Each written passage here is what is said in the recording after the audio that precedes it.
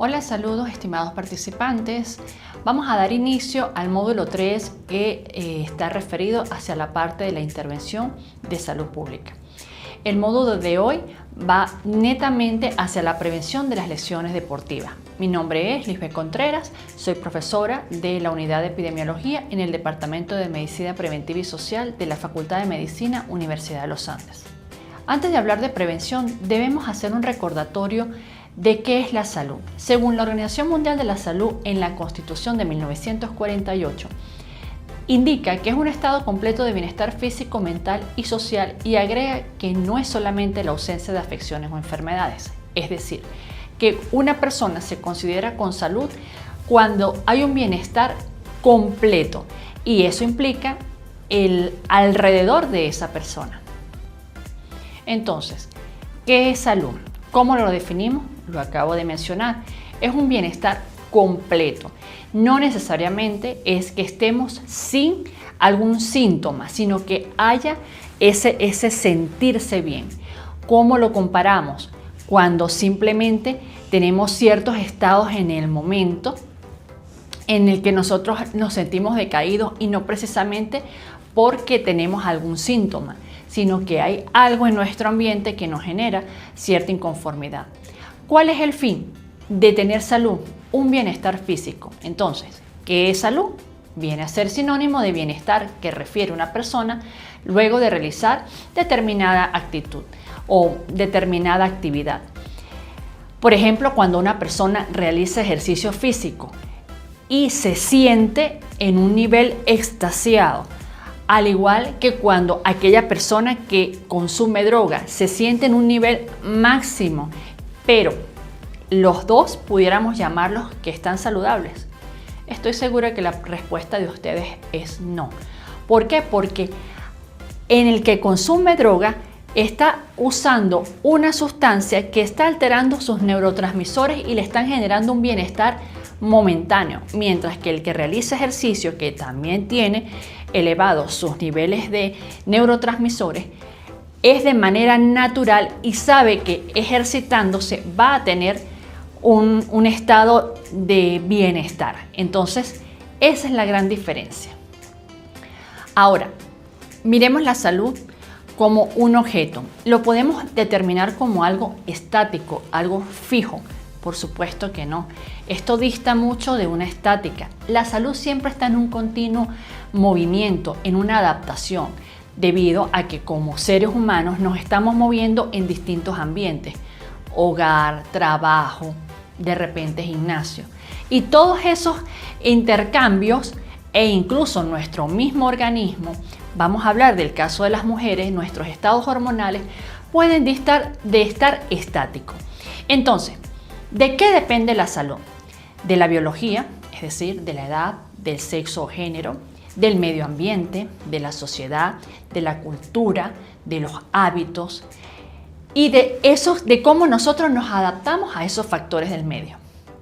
Por ello, la Organización Mundial de la Salud en el año 1984 revisó esa definición y la definió como el grado en que un individuo o grupo es capaz de realizar sus inspiraciones o aspiraciones y satisfacer sus necesidades, así como cambiar o hacer frente a su entorno.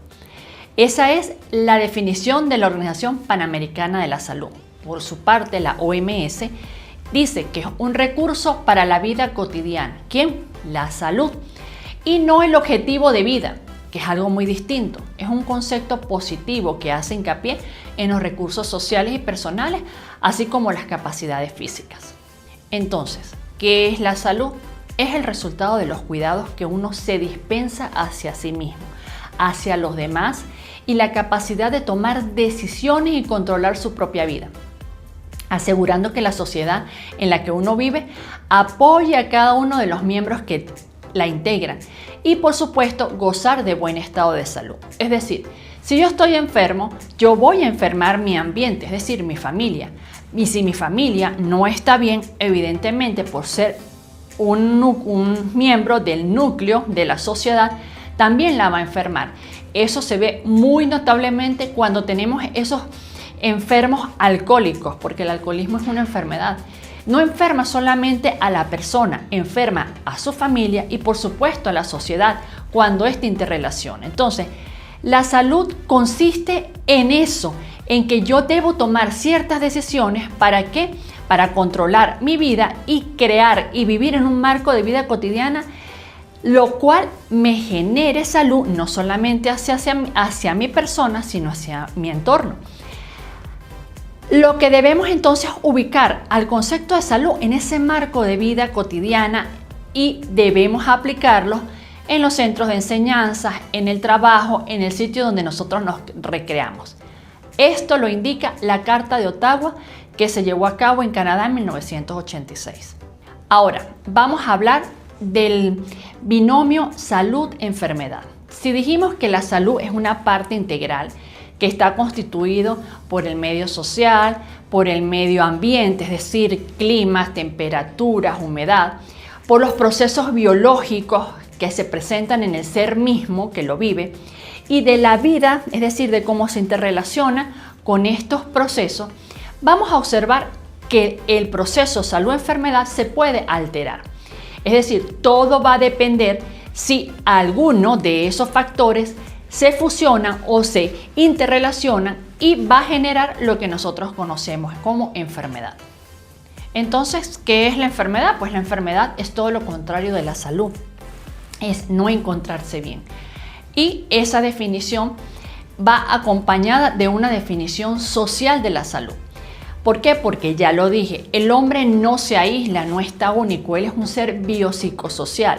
Y para poder instaurar la salud en un ser específico, debemos hacerlo a través de programas sanitarios, es decir, programas hacia la sociedad. Y de eso se encarga la salud pública.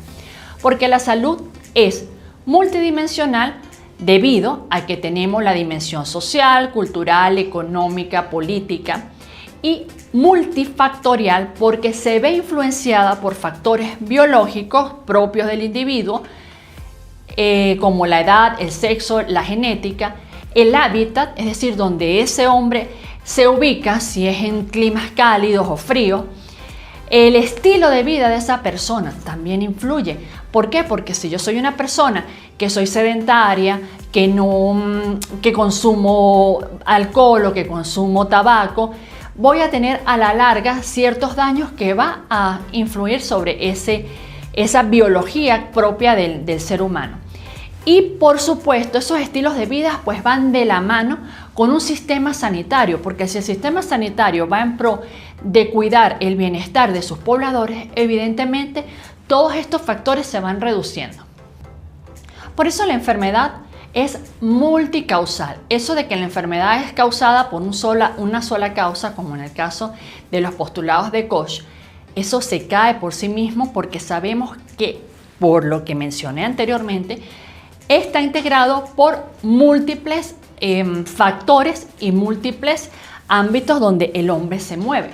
Entonces, el proceso de salud-enfermedad no guiado por una sola causa va a generar un proceso de inferencias biológicas derivadas de las observaciones sobre la ocurrencia de la enfermedad y los fenómenos relacionados con los grupos poblacionales. Dentro de lo que vamos a encontrar, como lo dije, los sistemas de salud.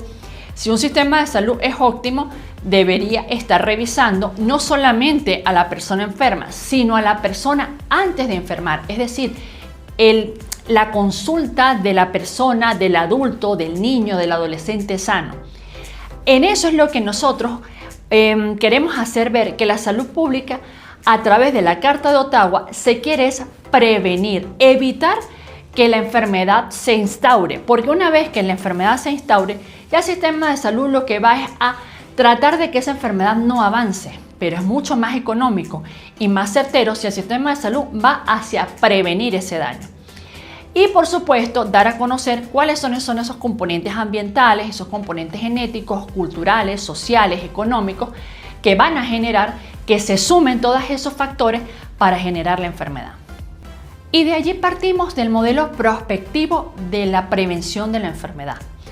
¿Qué es un modelo prospectivo? Es aquel que previene, que va hacia el futuro para que yo pueda generar ciertos programas que me eviten la presencia de la enfermedad en mi población. ¿Por qué? Porque una enfermedad genera gastos, no solamente al Estado, principalmente a la familia. Entonces, ¿hacia dónde deben estar los programas preventivos? Hacia sus cuidados, hacia el cuidado agudo, hacia cuidados intensivos, hacia cuidados crónicos, de rehabilitación o cuidados paliativos cuando ya no queda de otra. Entonces, es como ese círculo donde yo debo controlar al paciente o a la persona sana para evitar que enferme, y aquellos que están enfermos llevarlo hacia el control de una persona sana, porque resulta que si tenemos un virus y nos curamos, no volvemos al médico, y eso es un grave error porque no estamos midiendo constantemente nuestros valores para saber si necesitamos de ciertos cuidados para que no se tenga recaídas en la enfermedad. Entonces esto es una acción continua, al igual que el curso de la vida. Y todo esto pues me va a generar costos-beneficios.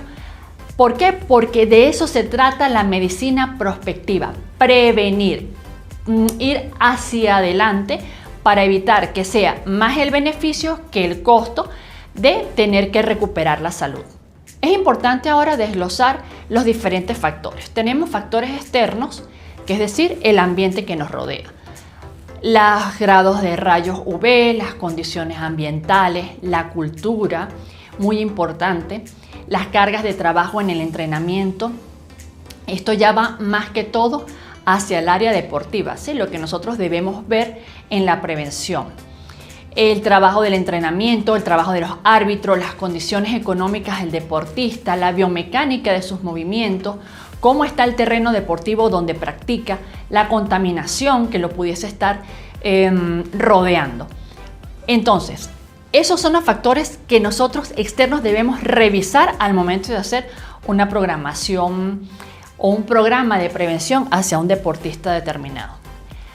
Los otros factores que debemos revisar son los factores internos, es decir, los factores personales, los propios del ser humano o de ese ser que yo estoy generando ese programa, como la edad, el sexo, la composición corporal, la nutrición e hidratación, si tiene el esquema de vacunas completo, el equipo deportivo que utiliza, así como de protección al momento de realizar su actividad deportiva, los complementos dietéticos, medicamentos que pudiera estar utilizando por algún motivo, el estilo de vida de ese deportista, el estrés, el estado de salud previo antes de que se presente la enfermedad o la lesión, la destreza técnica que tiene ese deportista, su forma física y por supuesto sus condiciones de sueño. Estos dos factores, externos y internos, me van a generar una etiología hacia la lesión o la enfermedad del deportista. Es decir, que yo debo mirar todos estos factores que a grandes rasgos les he descrito para poder crear medidas preventivas, por lo que, como dije desde el inicio de la exposición, las medidas preventivas son individualizadas. Una persona no se parece a la otra porque somos entes individuales, somos entes únicos. Una genética no es igual a la otra, ni siquiera en los gemelos. Entonces, es importante tomar esas medidas preventivas para una persona en específico y adicional a eso, a ver esos factores, a estudiarlos, yo debo crear un registro de los eventos de esas lesiones previas o de esos posibles daños a la salud que ha presentado. Toda esta conversación que hemos tenido es simplemente para hablar de la prevención, de cómo debo ver la prevención. Primero debo ver al ente en salud. Y luego que yo veo a ese ente o a ese deportista en salud, debo crear ese plan preventivo porque ya he detectado cuáles serían las debilidades de ese deportista, llámese amateur o de alta competencia. Lo primero que debo es identificar cuál es el tipo de deportista que voy a tratar o que voy a sugerirle ese plan de prevención. Se debe realizar entonces una historia. Nosotros a nivel de medicina le llamamos historia clínica, dependiendo del tipo de instructor o de área que lo esté tratando. Puede ser una historia del entrenador, la historia del nutricionista. Cada uno tiene un abordaje distinto, pero que deben conocer edad, género, condición general de la salud, Ahí es donde entra el reconocimiento médico y nutricional, donde se tiene que medir la fuerza muscular, el peso, la masa magra o la masa grasa, factores hormonales, historias de enfermedades familiares, factores psicológicos, familiares, condición de sueño, consumo de medicamentos, vida laboral. Todo esto es importante para desarrollar adecuadamente esa historia, tanto clínica como social del deportista, para poder medir ese nivel de rendimiento y evitar que éste caiga en una lesión o en una enfermedad. Otra de las características que también tenemos que mirar es el tipo de deporte. Si es un deporte individual, si es un deporte en equipo, si es en equipo, ¿cuál es la posición que ocupa esa persona, ese individuo dentro de ese equipo? ¿Cuál es la frecuencia de sus entrenamientos? Los métodos utilizados para las cargas de trabajo y desarrollar sus capacidades y habilidades. Otra de las, vamos a decir, características que debemos también señalar dentro de esa historia es identificar los tipos de lesiones previas. Y esperemos que no sea así, sino cuando se esté presentando la lesión, bueno, lamentablemente debemos conocer cuál es el contexto básico de donde se produjo la lesión, identificar cómo están siendo esos entrenamientos, ser muy selectivos e individuales, incluso hasta para el tipo de calzado que estos deportistas utilizan, porque como dije, somos individuales, una persona no pisa igual que la otra. Y todo ese tipo de cosas son muy básicas para nosotros prevenir futuras lesiones. ¿Y qué vamos a hacer con esa información? Recolectarla, registrarla. ¿Para qué? Porque esos eventos me va a generar esa visión a futuro para que no se vuelva a presentar, para corregir esas debilidades, ya sea si es el mecanismo de entrenamiento, si es el movimiento biomecánico, como lo mencioné hace rato, y evitar que esa lesión se siga aumentando en severidad y fortaleciendo más bien para que no se presente. Bien, ya conociendo los factores y de qué es las características que debe tener esa historia, vamos a hablar de cómo se recolecta la información para poder determinar cuando ya se presenta la lesión. Primero debemos hacer entrevistas a los jugadores que previamente han sido lesionados si estamos hablando de un equipo. Podemos, para recolectar esa información, mirar videos, si existen, para analizarlo, qué fue lo que sucedió. Se deben realizar estudios clínicos donde se analice el daño tanto estructural como muscular, mecánico, fisiológico, y así poder detectar dónde está la falla o dónde está la debilidad. Revisar la nivel de los movimientos biomecánicos a través de un análisis, ya sea con simuladores, en laboratorios, análisis in vivo de las fuerzas y tensiones ejercidas de los tejidos durante los procesos de ejercicio, análisis de lesiones mediante experimentos biomecánicos, estudios cadavéricos también generan gran orientación en lo que son las teorías prospectivas. Y por supuesto las simulaciones mediante modelajes matemáticos que no se alejan de la realidad, pero que se acercan mucho a lo que se pudiera estar presentando. Muy bien, entonces ya como finalizando vamos a hablar, acá les voy a dar un ejemplo de cómo se realiza un modelo preventivo en una lesión. La lesión que elegí es la del ligamento cruzado anterior en un futbolista. Lo primero que debo señalar, y que es algo que sabemos que toda historia clínica debe tener su criterio de confidencialidad, el nombre, el apellido, la edad, el género, cómo están esos factores anatómicos. Entonces yo comienzo a llenar mi historia, cómo está antropométricamente, cómo es su flexibilidad, cómo es su fisionomía, cuáles son los movimientos que realiza, si hay calentamiento previo o no para ese movimiento o ese entrenamiento que está haciendo. En este caso voy a hablar de una lesión a nivel de tobillo. Entonces, el ejemplo, una dama de 17 años cuyos factores anatómicos antropométricamente se consideren condiciones óptimas según su fisionomía y su flexibilidad se observa limitada hacia ciertos movimientos. Se determina que no realiza el calentamiento en el tiempo recomendado por el entrenador hacia ciertas articulaciones. El calzado, cuando es revisado por el traumatólogo, observa que presenta más desgaste en un pie que en otro. Es decir, ya tenemos una visión de que hay un problema a nivel de columna.